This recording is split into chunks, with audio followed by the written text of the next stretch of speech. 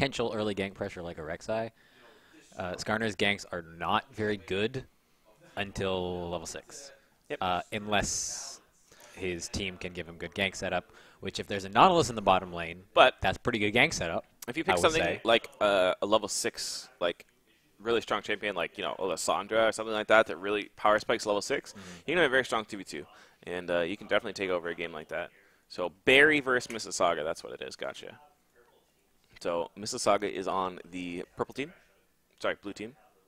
And, yeah, Barry is on the red team. So Barry, Mississauga, in case you were confused. I was. Is that really new, though? That was also rude. Yeah, I'm a rude dude.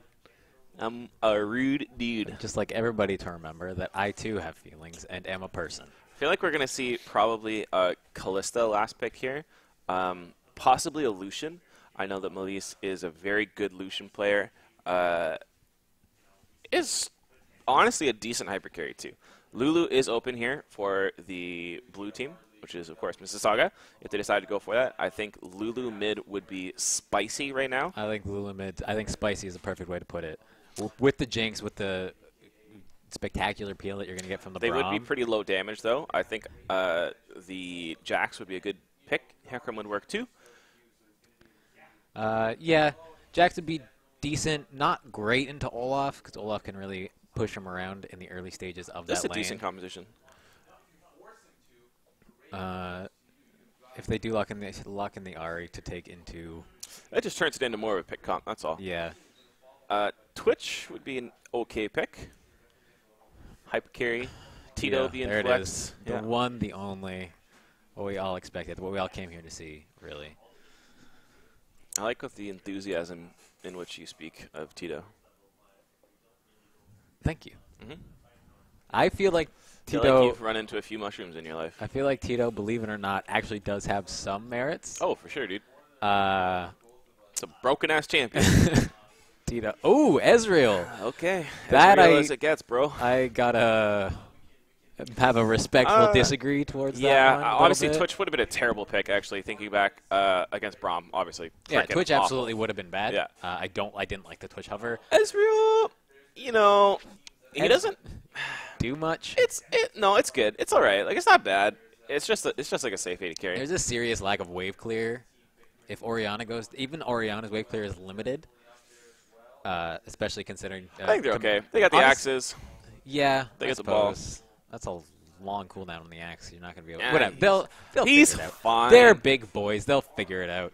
There's not a great ball delivery system apart from the Rek'Sai, so Rek'Sai's probably going to have to go Cinder Hulk, kind of limiting his options for the early game. Her options, excuse me, for the early game. That's the potential build pass here. I want to see what the Skarner goes, because I've seen Skarner go actually all 4 enchants. The Runeglaive is bad. Don't do it. But I've seen decent success on Cinder Hulk, Devourer, and Warrior. So I would assume it's a Cinder Hulk, just because you kind of need that solid tankiness. Ahri's taking Teleport into this match against an Ignite Orianna. Orianna having Ignite confuses me every single time, because Orianna's not a champion in which you go and try and kill someone in the laning phase. In this matchup, actually, the Orianna is very strong. If you max W's first as Orianna, you don't have as much ball mobility, but you do have a lot more punishment in lane. And Ahri, she's quite weak in the first early couple levels. She can land a charm and she can do stuff with you there, but in terms of consistent trading, Orianna smashes people, and when you do get that W second, it scales really well. It has 0.6 AP ratio, which is freaking huge for just a basic ability like that, and of course her auto attacks, everything like that. A very, very good matchup in the first couple levels of the game. Ignite, Melise, you know, she's a strong player. She's looking to win that lane. And with the early gank pressure of Rek'Sai, I can definitely see that going in their favor, especially considering Ahri doesn't have any kill pressure really. For an assassin-like champion like Ahri to have a lot of kill pressure in lane, you kind of need to bring that Ignite with you just to get that final little push over the cliff. Yep. But with the teleport, I don't know. I feel like Ahri is one of those. I know mid lane teleport has been, or just double teleport on a team has been very popular. We saw at Worlds earlier today, triple teleport. But I feel like Ahri is not the kind of champion who you want to be teleporting into a fight as it's already started. I feel like you want the Ahri there to really start the fight, to start the let's take a ball throwback to a young Ahri player by the name of, Jesus, what's his name? Dignitas's mid laner? Shifter. He played Lichbane Ahri for a long time. How was his back? How jam. far back are we throwing this? Last season. Okay, so not that far back. Not that far back. He played Lichbane Ahri. He's also played in Korea a little bit. Yeah. And it's pretty good if you play it as a split pusher because obviously you can, take towers down, that kind of thing. But if you spread out your ultimate as well, it's pretty spicy. You can get quite a few Lichbane procs off of it. So it's cool. All right, I can dig it. I can dig it. Plus, you get increased damage from your E anyway, so. They don't. Not anymore. I thought they changed that. On the Ahri rework? When Ahri got reworked, I'm sorry to contradict you like that. No, I haven't played Ahri in a long time. When Ahri got her rework, she got the added mobility. When DFG was taken out of the game, may it rest in peace in hell.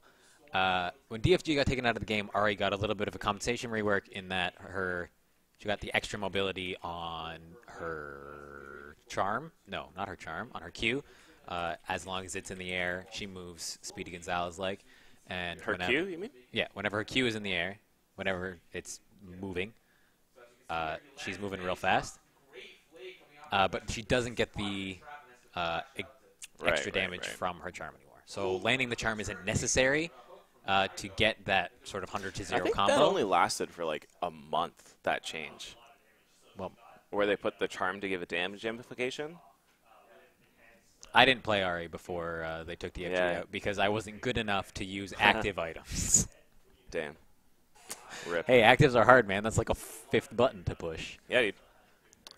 So, should be a very, very interesting early game. We'll see what these guys decide to do level 1. Orianna for melee. She's been an 80 carry player through and through since day 1, pretty much. Every single tournament that I've seen her in, she's been playing that 80 carry. And they're switching it up. Looks like we're going to have the Batman's Bread, the guy who was playing that AP Xin Zhao in the top lane last time. He's going to be on that 80 carry, playing that Ezreal. So was it AP Xin Zhao in one of your other games? Yes, he was. That's unfortunate. And yeah, it really was unfortunate because he was the highest elo player, and he was playing a little bit of a strange pick there. So don't join a tournament just to troll your teammates, guys. I feel like he was just playing it very much like a solo queue tournament, where really you just got to play it as a team tournament, just with like a team coming out of nowhere, I guess. I suppose. And a little bit of that unexpected. If you get wrecked by an AP Xin Zhao, that hurts or feels real tough. It hurts. So we got Jax sitting on 130 gold right now. Wonder what he's going to do with that. Nice. Shoutouts to Steel G. Remix version holding it down. Remix version actually the highest elo player on his team, if I'm not mistaken. And he's playing support, which is really cool. I think as long as his lanes are strong enough to live, he should be Gucci. And it looks like Jax is going for the play onto the red buff, so he wants to save his gold. Very, very cool play by him. He didn't want to blow those pots, or the money on those pots early. Probably going to look to get something like a cloth armor to go with that. Back in Season 1, you used to see people actually invade without buying any items. They would buy boots, but they wouldn't buy the 4 pots because they'd be able to get a better item when they went back to lane with the 400 first blood gold. Pretty funny. You could buy a Doran's Blade off of it. Good times. If only things were the same. I know. The good old days. The good old days. Whereas Jax is just going to buy a singular ward. Whack. He didn't actually succeed in taking I was going to say, that's kind of difficult. He's trying to steal it. Trying to be fancy-dancy. Now he's against now he's screwed, actually. Yeah. This just top lane is just like people were in Season 1. Ladies and gentlemen, top lane is over.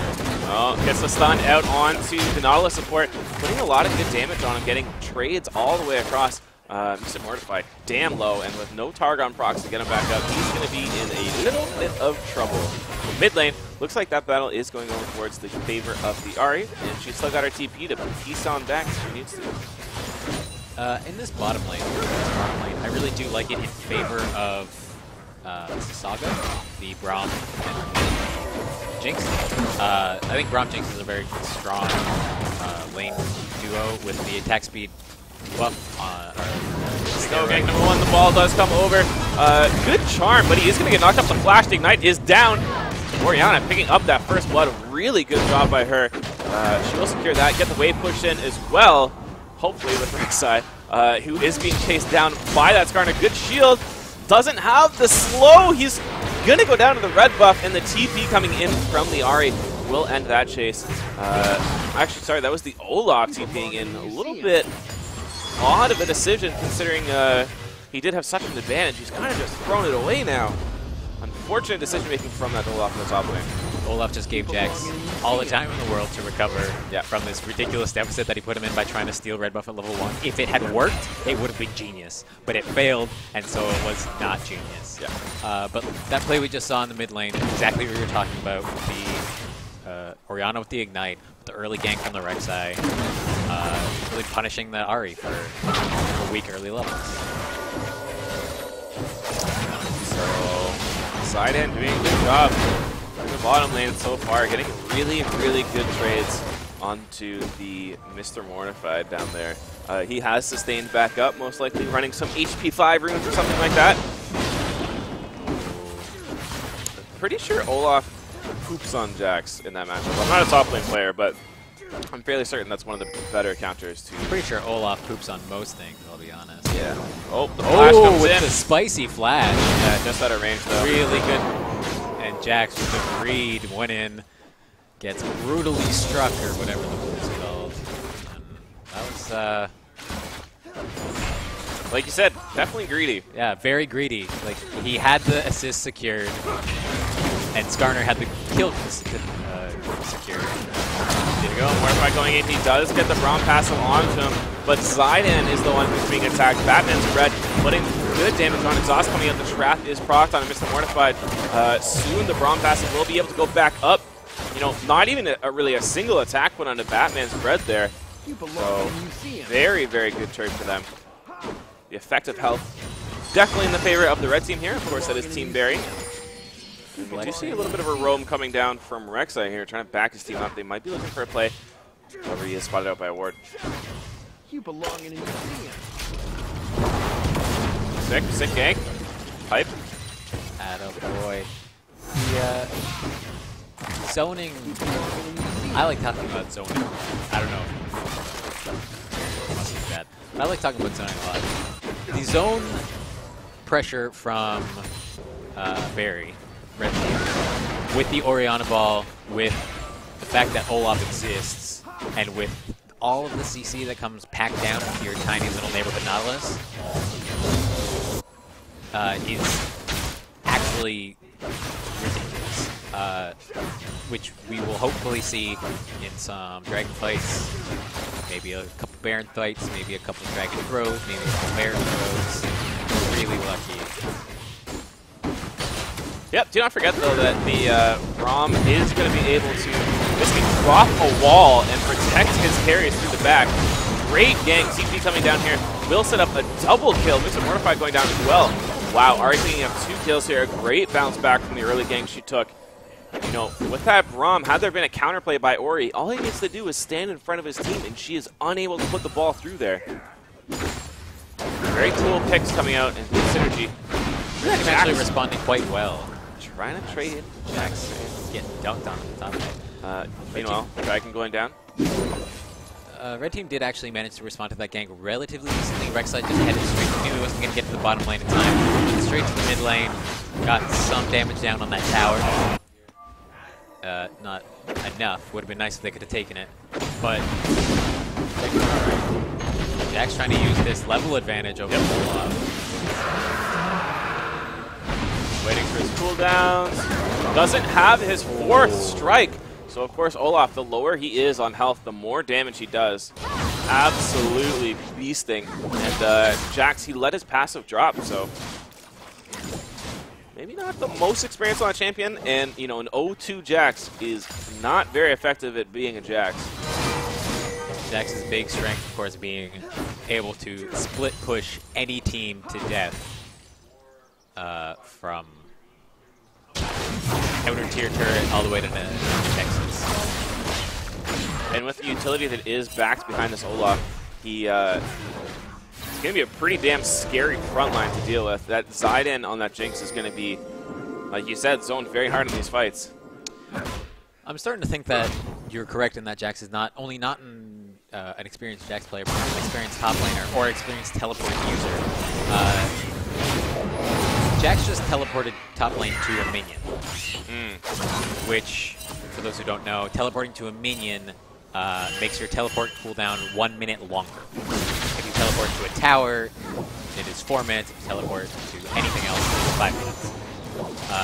Olaf just teleported to a tower. That means Olaf's teleport is going to be up 1 minute roughly sooner than Jax's, which should give Barry an opportunity. Look at this, fighting over and over and over again. Great ultimate used by Solaire there. Just going to run down that Jax, no problem. Is going to potentially get baited, actually. Missed an axe, wasn't able to pick it up. So that's going to be a safe Jax for now. However, this fight is far from over as Rek'Sai is making her way up the top. Skarner is there too. Ezreal coming cross map, isn't able to locate anyone. Jinx has her ultimate. Maybe she'll take a shot in a little bit.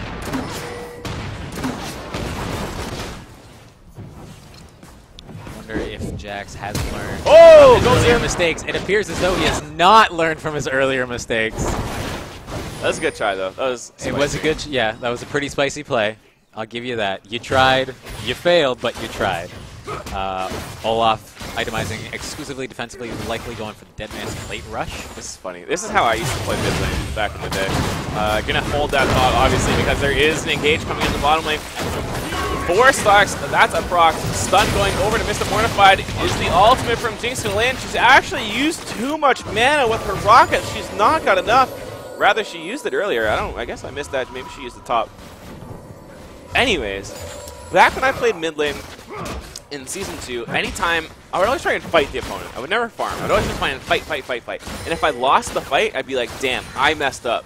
I can totally outplay this guy. This guy sucks. And I'd try and start the fight again. I just keep going in. Just like keep feeding, you know what I mean? It's fine with one death, but when you keep going in, keep trying to outplay your opponent, it just gets worse and worse. That knock does get stunned under tower as well. Not too bad, but burn heal on Jinx, which is important for the Jinx to have, especially with the poke that's going to be coming in from laning against an Ezreal, who now has mana immune completed. Looking to stack that up to get himself this Mira man now. Lots of deep vision coming through for Team Mississauga here. They've done a really good job controlling that top side. Unfortunately, it's not helping their Jax, but it is giving their Ahri the safety to make plays like this, being pushed up. Unfortunately, isn't able to hit the charm, but they do burn the flash, and will allow them to potentially get control of the bottom side of the map as well. You can see them starting to drop wards there. Ahri, of course, does have her TP up, so when her ulti is available in the next minute, she might be able to make a nice TP roam. A good flash burned as well. Not sure how that gank actually got off with Skarner being right there and all those wards. I guess a little bit cocky from the... a little bit jumpy on Ahri's side. Oh, top lane. I feel like this happens a lot when there's an Olaf. He dunks on his opponent. His opponent's like, alright guys, I'll just help you out on the other side of the map. And the next thing you know, your tower's gone in the top lane. Looks like with that tower going down, we are going to see a little bit of a rotation out of the lane phase. We're going to see control focused around that Mr. Mortified hooking the wall. But regardless, Braum getting caught out. They blow the exhaust. They just don't have enough damage to take him down. He is stunned up by that Braum passive. The ultimate coming over the wall is not going to be effective at all. Mr. Mortified goes down. Ultimate coming in from Jinx isn't able to hit, but the Braum stun is available. Ahri looking to come down here. She has her ult up pretty soon, but she's not even going to need it. Great slow from Earthy Manga. Style points that with the smite for the kill. And with Dragon coming up in 40 seconds, that's complete and utter control. Probably going to get this bottom tower as well, Mr. which Mortified. will open up the game completely. Mr. Mortified going so greedy on that play. You've got a Cinder Hulk Rek'Sai and a support Nautilus trying to catch out a Braum, who, one, has damage mitigation, and two, has a team that's right there. Yeah, and you know, this is sort of what happened in the game that Mississauga, sorry, Bond. Ooh, spicy. I really didn't expect that to happen. Very greedy play by Unknown to hold on to his ult that long. No need for that. Trying to make some crazy outplay, and that's actually probably going to give the Dragon over to the red team, which is very questionable play. Obviously a little bit cocky. He is a Zed player, in fact. That's what he played in the first game. So can you expect anything different? So tie the Dragons up at 1-1. Oh, will he steal it with the Winter's Bite? He will! Oh! Oh! Wow. Obviously, oh my goodness. Earthy Manga, the god, smiting people for kills, and I guess Latnock can't compare. Oh my. That's gotta be embarrassing. Oh my. Well then. Oh. Remix version, we did say he is the highest elo on his team, and he's freaking carrying. That was a very, very good Winter's Bite. So the last time that we saw Team Mississauga play, they played against Team Bond. And they did really well in the early game. They just didn't have a good enough comp to just beat and protect the Caitlyn from Vaughn. This time around, they're doing well in the lane, which is, again, similar to what we saw coming up from Barry, who pretty much just got stomped in the lane. Their Olaf is doing well this time, and their Orianna is doing well this time, though. So there is, basically, they have the opportunity to make something happen, but they're going to have to utilize their comp well. And, you know, so far we've seen a little bit of a mishap, a little misstep from Mr. Mortified. Oh, and with that being said, the team using their comp well, of course, is Mississauga here, utilizing a perfect example of the synergy between Skarner and that Ahri. I'm a big fan of the compensation that Ahri has made for coming into this game with a teleport. Line will be connected. Okay. Looks like we are going to see a dive here. Jax once again going very aggressive with that stun, but this time he's got to seem to back him up. That seems like that will be it for now, but Lantok is going in, flashes. The charm does miss. Jax going in once again, doesn't have his stun up quite yet. He's trying to tank. There's the stun, flashed in for a huge 3-man stun. Oh my god, the Ludens and the true damage just blowing this team apart. The reset's coming on Jinx. She's got a red. G Solaire ults and blows his ultimate just to get out of here. Jax isn't done yet. He should be. This is. We will now tell if Jax has learned from his Actually, a nice rotation following up this minion wave. They get there in time, and of course the Jinx at 16 minutes, rank 5 on that minigun, just going to tear down this tower. Wow, what a fantastic turnaround from this team. Absolutely playing their map beautifully, using their picks, using their CC, and Jax, you know, even though he went down in that early game in that top lane, what a huge 3-man stun from him. This is not exactly what he wants to do, though. No. After making that godly 3-man stun, it's like, don't worry guys, I got this, I'll 1v3. Yeah. Suddenly forgetting that he was 1-3 and only had 70 CS in 17 minutes. Pretty early Triforce though, to be fair. Yes. His CS is awful, but spent a lot of time out of the lane. What I'm confused by is Olaf spends so much time in the lane and yet is still behind in CS. Yeah, the amount of times that Jax left the lane. Now it is connecting a nice charm, getting a good chunk of damage. This is a really good spot for the blue team here for Mississauga. They have got a pick comp. They've got a Skarner who's actually pressing R, which is something we don't see from many Skarners. And Ahri being this strong allows her to be very confident in how she wants to play. She's able to play up, clear vision, you know, and try and make plays with her team. And of course, like we said, the pick comp is such a good comp for these guys because they have remix version. He's so good at controlling that vision. He is that high elo player. He's a strong support player. And it allows the team to make plays like this. Ahri blowing her ult, does find the charm onto Ladnock. Will find him with the true damage, but is putting Selena in a pretty awful situation. She'll go down. And in the bottom lane, we see Remix actually setting up that 1v1 onto Melee. The exhaust comes down. Ultimate was burned already by Jinx. She gets popped by her ultimate as well, but Melee's is definitely going down here. There's no way she's going to survive. Doesn't have the mana for anything but a shield. Oh. Flash is popped by Remix version. Oh, That is reset, this really that happening? reset the Braum passive. Yes, it did. Here comes the slow, though. Oh. Decides to back off because here's the Nautilus. Here comes the rest of the team. You cannot push for a kill that long, 1v4. He wanted it, though. He blew a lot, and He that's did. going to definitely You know what? bite He him in the deserved butt. it. He deserved it. But some great happy feet on behalf of this Orianna. Yeah, that was a flashy juke. That's the thing. You got to go serpentine. Don't go in a straight. Don't run from things in a straight line. Skill shots go in a straight line. Except for Diana's. Touche. I am a Diana main. I did know that. That's why you can only play Diana top lane if you're on the red side. Okay. Facts. It's a fact. Scientific fact. Look it up. It's in a book somewhere, probably. Skarner has actually gone for the Cinderhulk build, what I think, personally, I think is the best. Would like to see that Phage turn into a Black Cleaver and not a Trinity Force. Trinity Force is such an expensive item, and since income is relatively limited in the jungle, despite this Skarner being 4-1-7. So Scuttlecraft is secured by Mississauga here. And they also get a beautiful big on Gleef Soul there. Ultimate Force. Is it going to be enough? They are lining up, and that means Ezreal is able to put a lot of damage in here, but he just doesn't have the items yet. Ari going in for the charm, isn't able to hit it. The jukes from this red team. Oh my god, she goes deep, but will be backed up by the Braum shield. He wants to back his team up. They just want to get Dragon. They need to really control that bottom side of the map if they're going to make crazy plays like that. A lot of things burned and only one kill found. 10 seconds till that Olaf is back up. He's got TP. Could this have been a little bit of an overextension from the blue team? Ari is back in base, does have her teleport, is using it. Jax is very low on HP though. Here we go. Trying to find the second dragon of the game. Red team does get it. That's Mr. Mortified. What a steal. Solar is back as well.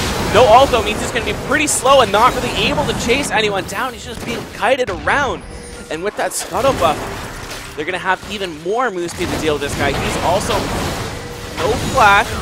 But here is the Ezreal. Will he be able to do enough? He does get the kill on his side. Dana turns into a 1v1. Ari still without an ult. Ooh, that might have been a bad Zhonya's. However, the ability is missed by Ezreal. However, not by the Ari. She is able to find it at true damage. That was a very, very nice outplay from the Ari. Just managing to juke that Mystic Shot just by the tiniest bit. I gotta say, very poorly played by Ezreal as well, though, because he was sitting in that bush. I mean, you sit in the bush, like, you throw your charm at the bush, you know? But what is it with supports and the Dragon steals? Jax tried to finish off the Dragon, hadn't enough HP to really join that fight. Tried to finish off the Dragon. Mr. Mortified on that Nautilus just hooks in, takes the Dragon with the hook damage, which is so minimal. Hook is rank 1 right now. No, Hook is rank 5. Huh? His Hook is rank 5. Is it? Yep. That seems strange. Okay. He's Mr. Mortified, man. Sure, you do you, man. He does I'm not what in he this wants. tournament. His Hook is rank 4. Rank 4. Okay. I don't know how to math. That's alright. But regardless, it's not that much damage. So, the Dragon steals are real. I'm really impressed by this Ari's play, to be perfectly honest. I was expecting coming into this game without an Ignite, without the kill pressure in lane, dying, giving up first blood to the Orianna. I'm like, well, that's lane. That's it. Orianna's got the Ignite. She's got the lane pressure now. She'll have this experience advantage. But Ari has farmed up. She's gotten back in the game. I mean, at this point, more than back in the game. Kind of carrying her team at this point. Well, 9 kills on an Ari definitely does that for you. Very, very good play. Very snowbally team. This blue team trying to set up the picks here. And they are successful. Once again, they're finding the fights in their own territory. Good ultimate onto the Ari. Actually, is going to set up a pick for her. Or she does have her ultimate, obviously. Kiting well as well, except the exhaust might be enough for Mortified to land the hook. It is. He does not auto-attack the tree. She will not get stunned, and that means she will get a kill onto the Rex side. A shutdown for Olaf, though, brings him to 6-3 and 4. 3-for-1 in favor of Barry. That's a big play. Probably going to net them at least a tower. So it seems like obviously the Mississauga team is trying to find picks. That's what their comp thrives over. You know, they have the stuns coming out from Skarner, Braum, and wow, embarrassing. From those three champions. Looks like I'm not even going to have time to finish my thought as Selena is once again going in. Melee should be fine here unless Jax has a blast available. Doesn't look like he does. So here comes the TP from woohoo! That was a spicy. So how does the comp from the red team play out? From Barry? What are they, like they're winning these fights, but it just seems like they're running at the opposing team. They're not finding great ults, nothing like that. They're just walking over the opposing team. That's exactly it. I think someone on this team needs to get a Righteous Glory. I think they need to get some harder engaged. They need to get that Olaf in the middle of the team with the Orianna ball on him. To get a nice ultimate, to get at least one of another steal.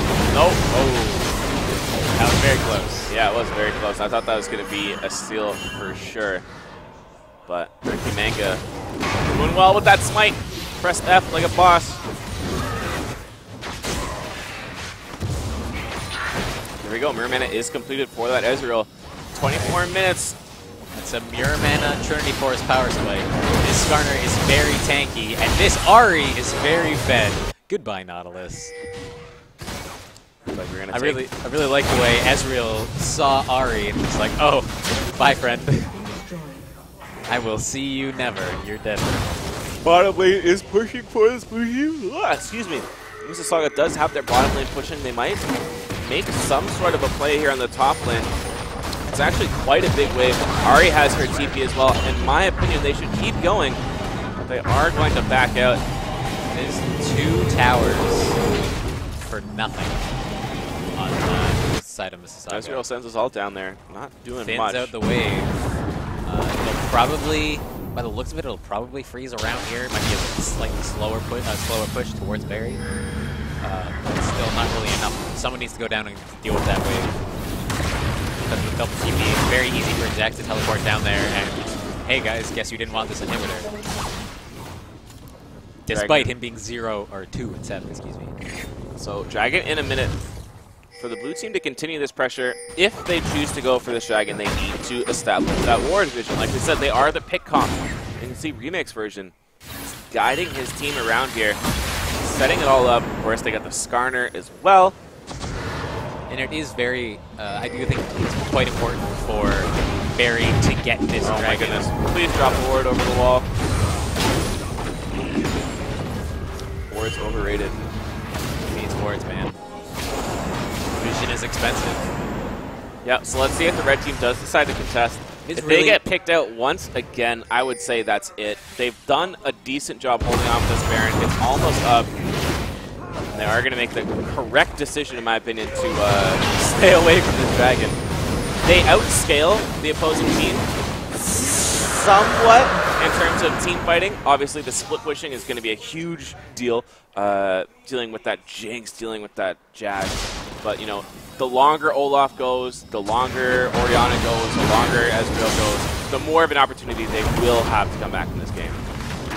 And the Nautilus CC in the late game cannot be underestimated. It's huge. So much CC packed into Nautilus's kit. Doing a little boogie. Yeah, you know, well, that's the thing, right? You put an ultimate onto a Nautilus ultimate onto the Ahri. She gets knocked up. That's a guaranteed ultimate from Orianna. Gladnock is getting pumped, though. Beastolaire forced to blow his ultimate just to run away. That is not what you want to do. And oh my god, here goes Jax with another huge stun, but he is going to get blown up. Oh no, he lives with just a tiny bit of health. And with all that focus going on to Jax and not cleaning him up, that's going to be a 2-for-0. Raid. The Ezreal not finding enough. Unknown M3 trying to be a little bit fancy here. Ahri doing his best Tinone's impression, but this isn't Kaboom. This is not Alliance. No ultimate used by Melise there. Questionable. They needed that re-engage, that disengage. They needed something from her, and she wasn't able to set anything up. Remix's Braum shields have been spectacular this game. He blocked an Ezreal ult. He blocked the killing blow on Jax when Jax jumped in there to get that 3-4-man stun. Excellent, excellent play on this Braum. I would love to see Selena Kawaii Desu just stuck on a Malphite. I feel like that'd probably be a better turn of events because in terms of damage, it's been pretty Garbaggio. Yeah, there's not been a lot of damage. But the stuns are just huge. Imagine, yeah, if you imagine all those stuns coming in as big Malphite ultimates, and then the Ahri on the Orianna on the Malphite, that's guaranteed one team fight. Yep. I do hope that we get to see really, really hardcore team fight focused composition at some point in this tournament. I feel like that'd be really fun. Yep. Well, we do have quite a few games to go through. Oh yes, absolutely. We're not even close to done. No, you're not. Baron coming up pretty soon. Looks like that's probably where the next focus is going to be. And this red team really just trying to hold on, trying to get items. An 08 Rek'Sai, an 06 Nautilus. It's making it very hard for the 3 laners to really do anything this game. Only one of your laners that are doing decently, whose name isn't Orianna, is the Olaf. And the Olaf is even behind this 2-7 Yeah, Jax. he's got kills, but I farms. wouldn't say He's got 113 CS in 29 minutes. He's got 2 kills. I wouldn't say that they were, you know, like effective or earned kills, to be honest. He's just kind of been there. He did outplay Jax a couple times. That's true. That's true. But he didn't use that advantage to get farm.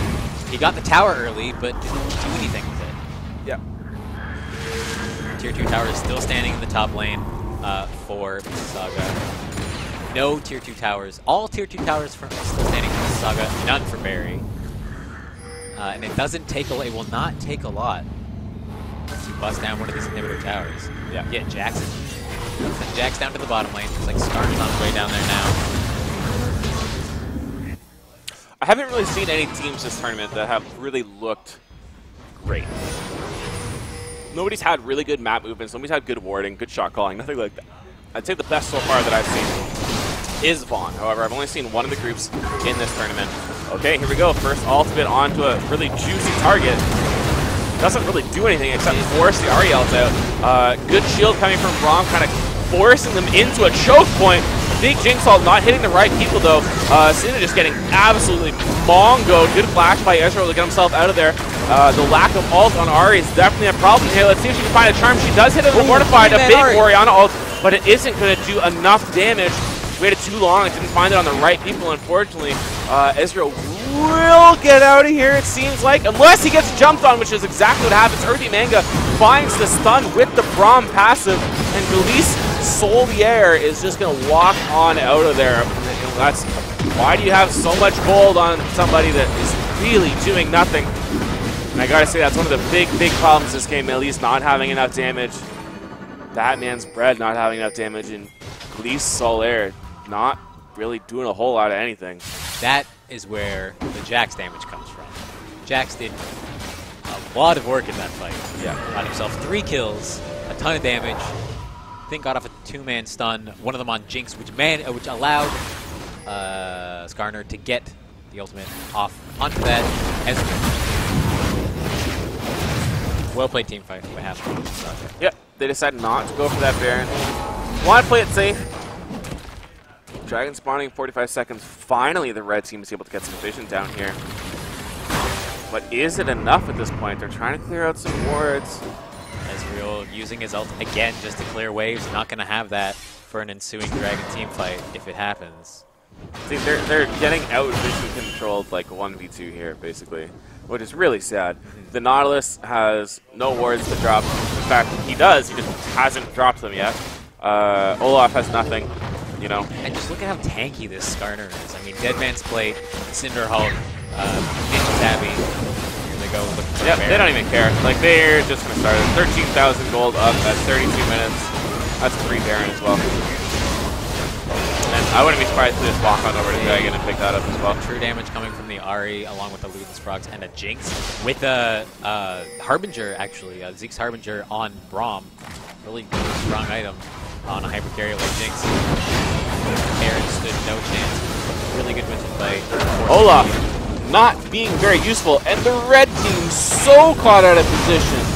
Just no clue what they want to do this game. Ari might go over the wall. Looks like she will.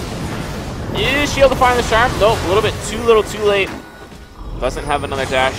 Yes, she does actually find it on Batman's bread. Great, great job. Very nice play by her. A spectacular charm flash did not give Ezreal any time to react to that play. And that's probably the game here. Yeah, Orianna literally doing no damage, going for a very, very defensive build. Not getting caught out, not doing much of anything in this game. Playing very much like an 80 carry, actually. So, there we go, guys. That is going to be another game going over to the side of Mississauga. They almost had it the first time around, and they definitely did have it the second time around.